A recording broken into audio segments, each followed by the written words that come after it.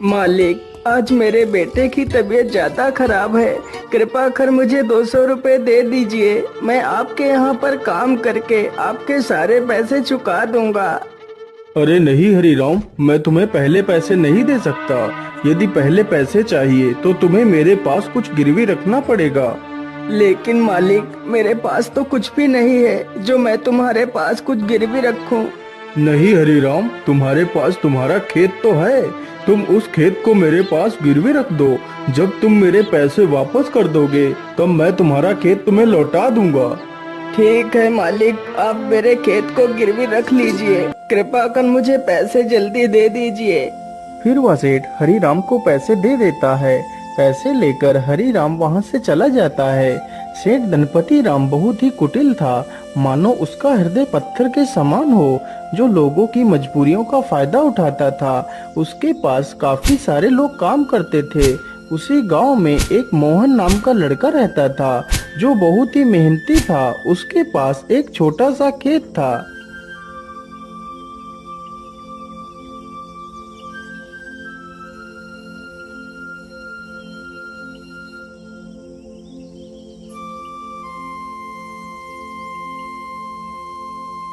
अरे मोहन बेटा, जरा पानी वानी तो पी लो। तुम तो कितनी मेहनत करते हो। हाँ चाचा, क्या करूं, बिना मेहनत के तो कुछ होगा भी नहीं।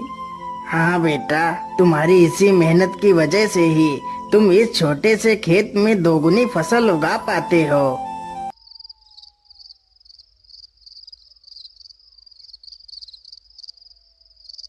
मोहन अपने बूढ़े माता पिता के साथ ही रहता था। मोहन के पिता की तबीयत हमेशा खराब ही रहती थी। घर की सारी जिम्मेदारियां मोहन के कंधों पर ही थी। पिताजी, आज तो आपकी दवाई खत्म हो गई है। कोई बात नहीं बेटा, तुम कल मेरे लिए दवाई ले आना।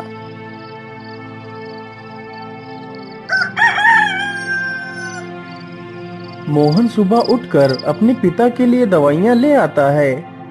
माँ, मैं पिताजी के लिए दवाई ले आया हूँ। आप पिताजी को दवाइयाँ समय से खिला देना।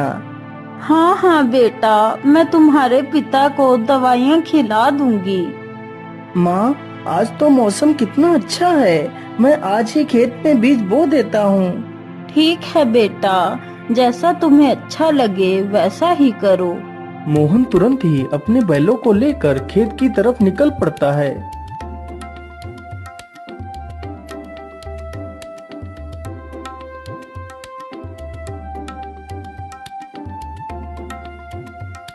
हर्र, चल चल चल चल चल, आज हमें इस खेत को जोतना है और इसमें बीज बोना है। मोहन कुछ ही देर में सारा खेत जोत देता है और बीज बो देता है।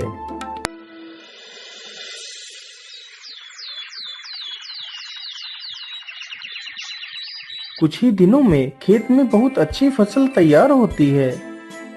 अरे मोहन भाई, हर बार की तरह इस बार भी आपके खेत में कितनी अच्छी फसल तैयार हुई है।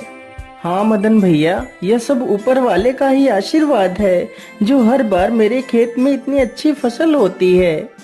वे दोनों आपस में बात कर ही रहे थे कि तभी काले बादल छा जाते हैं।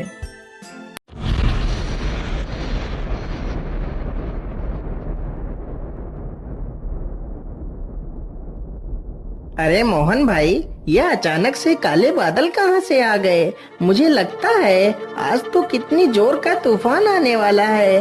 चलो जल्दी से घर चलते हैं। अरे मदन भाई, ठीक ठीक बोलो। यदि तूफान आ गया तो हमारी सारी फसलें बर्बाद हो जाएंगी। वे दोनों इतनी बात कर ही रहे थे कि तभी जोर जोर से हवाएं चलने लगती हैं और हवाओं के साथ जोर की बारिश आ जाती है। अरे ये क्या हो गया। ये तो बहुत जोर की बारिश आ गई। अरे मोहन भाई, यहाँ से जल्दी चलो, नहीं तो हम लोग भीग जाएंगे।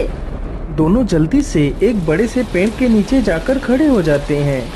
मदन भाई, यदि ऐसे ही बारिश होती रही तो हमारी सारी फसलें बर्बाद हो जाएंगी।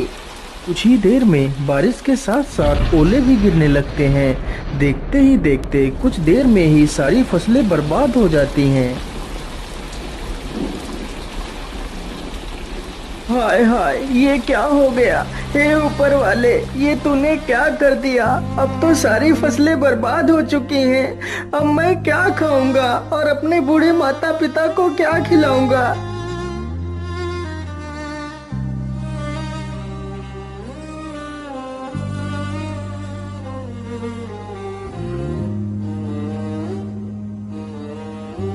बेटा, तुम चिंता मत करो, ईश्वर पर भरोसा रखो, सब कुछ ठीक हो जाएगा।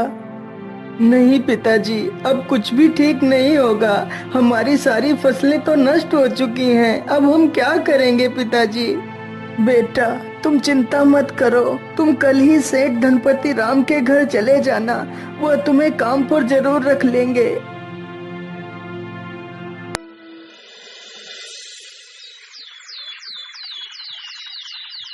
अगले ही दिन मोहन सेठ धनपति राम के पास जाता है।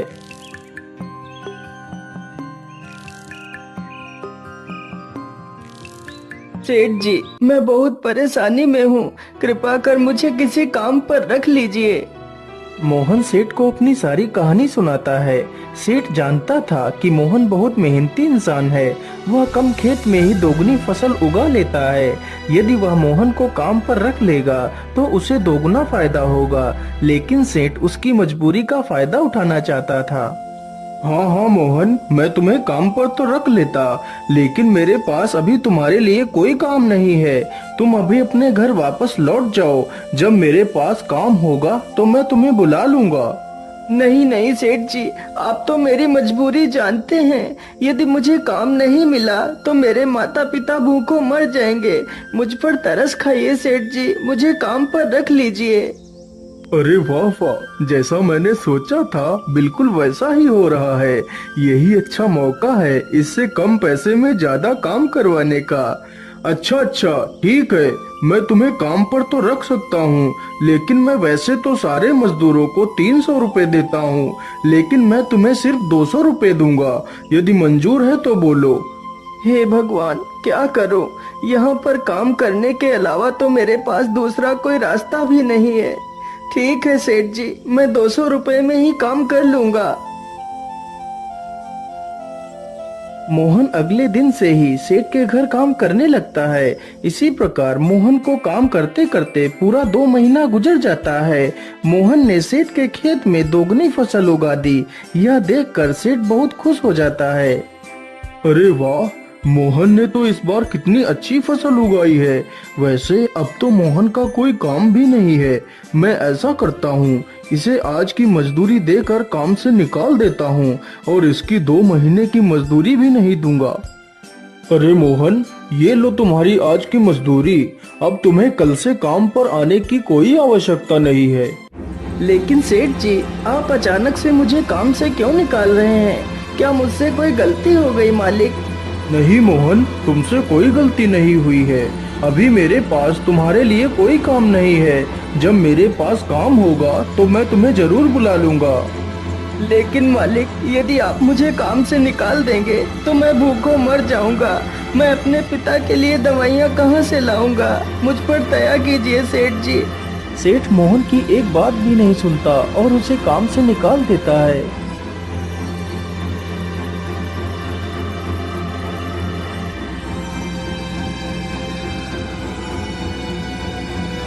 अरे बेटा, आज तुम खाली हाथ ही आए हो। आज तुम घर का राशन तो लाए ही नहीं। माँ, मुझे माफ कर दीजिए। अब मैं आपके लिए कुछ भी नहीं कर सकता। लेकिन बेटा, आखिर क्या बात है? तुम इतना परेशान क्यों हो? फिर मोहन सारी कहानी अपनी माता को सुनाता है। अब आप ही बताइए माँ, मैं क्या करूँ? कहाँ काम करूँ? किसके सामने हाथ फैलाऊं? बेटा, तुम परेशान मत हो। हम लोग आज पानी पीकर ही सो जाएंगे। वैसे भी मुझे तो भूख नहीं लगी है। और बेटा, तुम हार मत मानो। तुम कल फिर से सेठ के पास जाना। हो सकता है सेठ तुम्हें काम पर रख ले।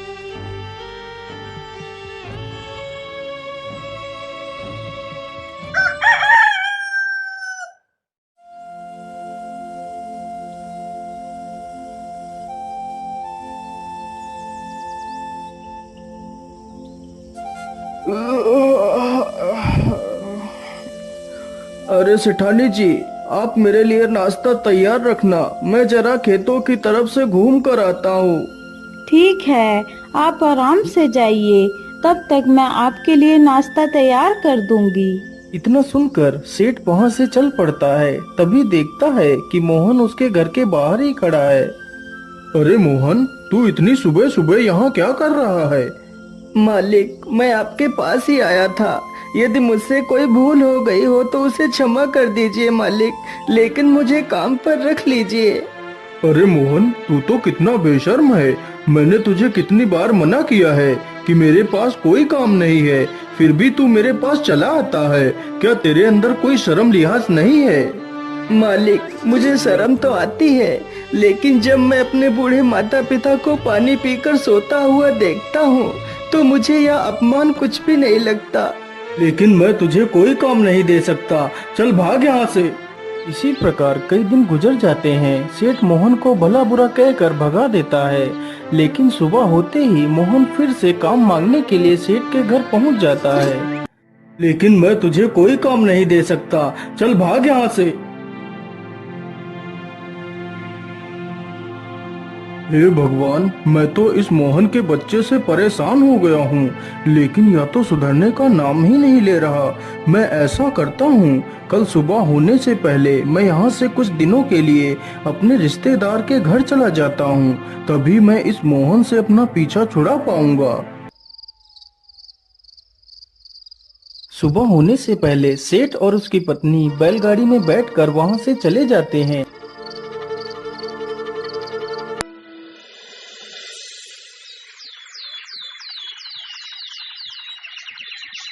उधर मोहन रोज की तरह फिर से सेठ के घर आता है तो देखता है, अरे ये क्या, आज तो सेठ के घर ताला लगा हुआ है। इसका मतलब सेठ जी कहीं बाहर गए हैं। मैं ऐसा करता हूँ, यहीं पेड़ के नीचे बैठकर सेठ जी का इंतजार करता हूँ। इतना सोचकर मोहन पेड़ के नीचे बैठ जाता है और सो जाता है। तभी कुछ चोर सेठ के घर के पास आते हैं।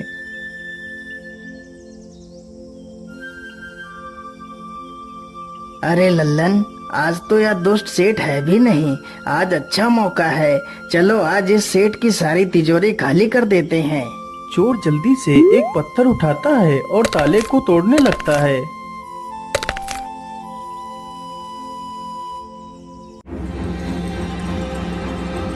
अरे ये शोर कैसा? ये कौन है? मुझे लगता है ये तो कोई चोर है। अरे रुक जाओ, तुम लोग ये क्या कर रहे हो? तुम सेठ के घर का ताला क्यों तोड़ रहे हो? अरे बेवकूफ, तुझे दिखाई नहीं देता? हम लोग चोर हैं और यह ताला हम लोग चोरी करने के लिए ही तोड़ रहे हैं। चल भाग जा यहाँ से। अरे नहीं नहीं, मेरे रहते हुए मैं तुम लोगों को चोरी नहीं करने दूंगा। अच्छा, तो तू हमें चोरी करने से रोकेगा?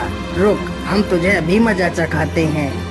इतना कहकर सारे चोर बेचारे मोहन पर टूट पड़ते हैं। चोर चोर, कोई मुझे बचाओ, नहीं तो मुझे यह चोर मार डालेंगे। मोहन की ये आवाज सुनकर गांव के कई लोग वहां पर आ जाते हैं। तभी वह सारे चोर वहां से भाग जाते हैं, लेकिन बेचारा मोहन काफी ज्यादा घायल हो जाता है।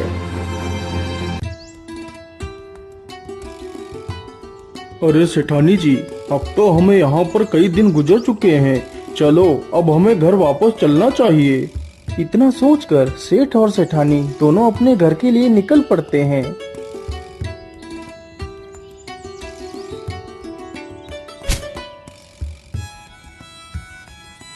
अरे वाह, जैसा मैंने सोचा था बिल्कुल वैसा ही हुआ। अब तो मोहन से मेरा पीछा छूट गया। लेकिन ऐसा कैसे हो सकता है? मोहन आज भी नहीं आया। मोहन इतनी जल्दी हार मानने वालों में से नहीं है। फिर वह आया क्यों नहीं? कहीं वह किसी मुसीबत में तो नहीं पड़ गया? चलो चलकर देखता हूँ। इतना सोचकर सेठ गांव की तरफ निकल जाता है।